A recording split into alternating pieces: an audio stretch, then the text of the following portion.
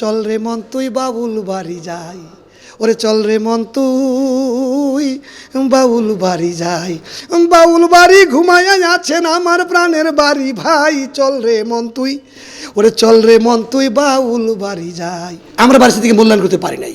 বাড়ি স্মৃতিকে একটা কথা একটা সাক্ষাৎকারে বলেছেন, তিনি নরওয়েতে গিয়েছিলেন বাঁশি বাজাতে, ইন্টারন্যাশনাল ফোক ফেস্টিভ্যালে বাঁশি বাজানোর জন্য বাংলাদেশ থেকে বাড়ি স্মৃতিকে গেছেন, পাকিস্তান থেকে গেছেন একজন, ইন্ডিয়া থেকে গেছেন একজন, অন্যান্য উপমহাদেশ থেকে গেছেন, অন্যান্য মহাদেশ থেকে গেছেন।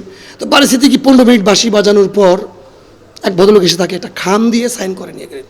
তো বাড়ি স্মৃতিকে খামটা নিয়ে বসে আছেন, খানিক পরে খুলে গুনলেন, ওর মধ্যে $5,000। তো ওই সময়টা অনেকদিন আগের ঘটনা, প্রায় 3 লাখ 3.5 লাখ টাকারও, 3-4 লাখ টাকা, 70-80 টাকা ডলার, তখন অনেক আগের বছর কথা। তো তিনি চিন্তা করলেন এত টাকা দিল, এটা কি আমাকে দিল নাকি আমাদের এশিয়া মহাদেশে সব দিল, নাকি আমাদের উপমহাদেশ ভারত ইন্ডিয়া পাকিস্তান মিলে দিল?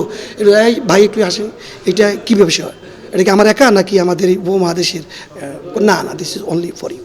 কিন্তু আমরা বাংলাদেশে কিন্তু গুরু কত কম দেওয়া যায় শিল্পীদের, কতটুকু কম দেওয়া যায় আমরা চিন্তা করি, সম্মানটা দিতে পারি না।